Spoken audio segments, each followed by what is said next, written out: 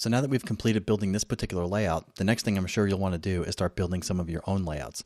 So I want to take a few minutes here and explain why I put some of these things together the way I did. First, when we have multiple tables inside of the promos row, one of the things you'll probably want to do is add more tables inside of this area.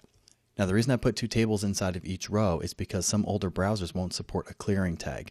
So if your 2 tables are not the same height, so for example, if this second table here is a little bit smaller because there's less text or a smaller graphic, what that's going to do in older email clients like Outlook is allow the third table to float up next to the first table, sort of underneath the second table. And then that will allow the fourth table to move to the left position. So this is not the desired layout.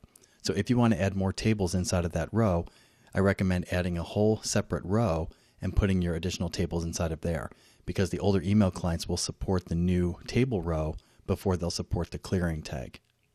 Now, if you remember the 4 tables we had in the callouts row, we don't have this problem because we don't start rearranging the layout until we go to the media queries.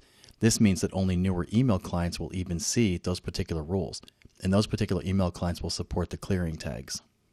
And now if you start looking at alternate layout ideas, I want to give you some recommendations on how you might handle some of these alternate layouts.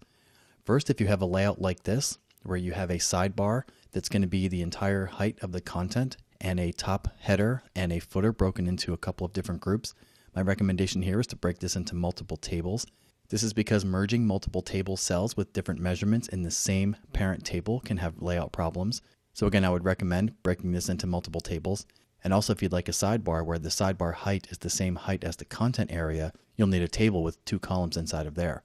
But also remember here that for mobile, you'll still have that table data on the side. So you'll either need to make your content really small or perhaps hide content inside of that table data.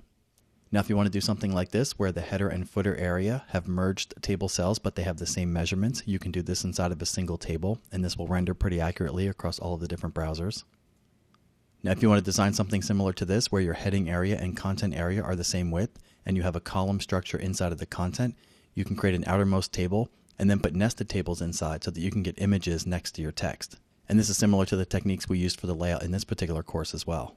And lastly, as you're designing alternate layouts for your HTML email, keep in mind that the more simple your design is, the more success you'll have in translating your design across all of the different HTML email clients.